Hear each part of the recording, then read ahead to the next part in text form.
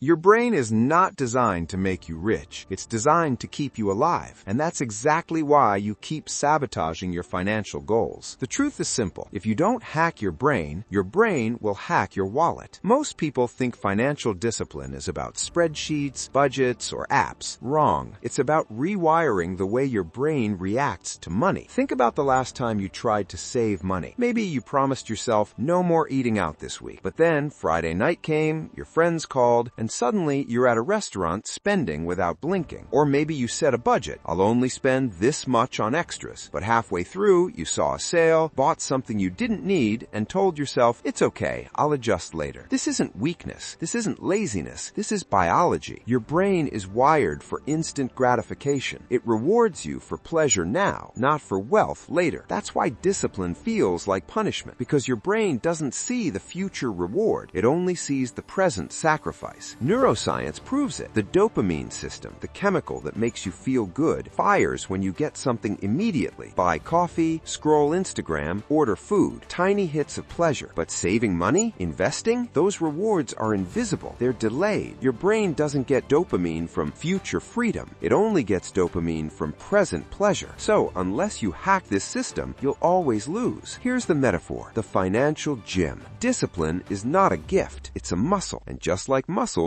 it grows with reps. Skip the impulse purchase, 1 rep. Automate savings, another rep. Say no to lifestyle inflation, another rep. Every decision is a workout, and over time, your brain rewires itself. Discipline becomes default. But here's the real hack, the dopamine swap. Instead of fighting your brain, trick it. Attach pleasure to discipline. Celebrate every time you save. Visualize the freedom it buys. Track progress with visible milestones. When you swap dopamine from spending to saving, discipline stops feeling like punishment. It starts feeling like power. Let me tell you about Arjun. He was a 28-year-old engineer making decent money, but every month he ended up broke. Why? Because his brain was addicted to small pleasures, gadgets, dinners, subscriptions. One day, he tried a hack. Every time he saved a small amount, he wrote it down on a sticky note and stuck it on his wall. Within 3 months, his wall was full of notes. Every time he looked at it, he felt proud. That pride was dopamine. By the end of the year, Arjun had saved more than he had ever saved before. Not because he earned more, but because he hacked his brain. Imagine waking up without financial stress. Imagine saying no to a purchase and feeling powerful, not deprived. Imagine looking at your bank account and seeing freedom, not fear. That's what discipline buys you, not punishment, freedom. The average person spends to escape stress. The disciplined person invests to escape stress forever. Here are 3 practical brain hacks you can start today. First, automation. Remove choice. Set auto savings or auto investments. If money leaves your account before you see it, your brain doesn't fight it. Second, micro wins. Start small. Save a tiny amount daily. Build momentum. Your brain loves streaks. Third, identity shift. Stop saying, I'm bad with money. Start saying, I'm disciplined. Your brain follows identity faster than rules. Here's a deeper trick. Anchor discipline to desire. Your brain doesn't care about numbers. It cares about emotions. So tie your discipline to something you crave. Want freedom? Imagine quitting your job because savings give you options. Want respect? Imagine being the person who never begs for loans. Want peace? Imagine never worrying about bills again. When discipline equals desire, your brain stops resisting. So here's the challenge. This week, hack your brain once. Skip 1 impulse purchase. Save that money and tell me, did it feel like discipline or did it feel like freedom? Because the truth is, wealth isn't built in your wallet, it's built in your brain.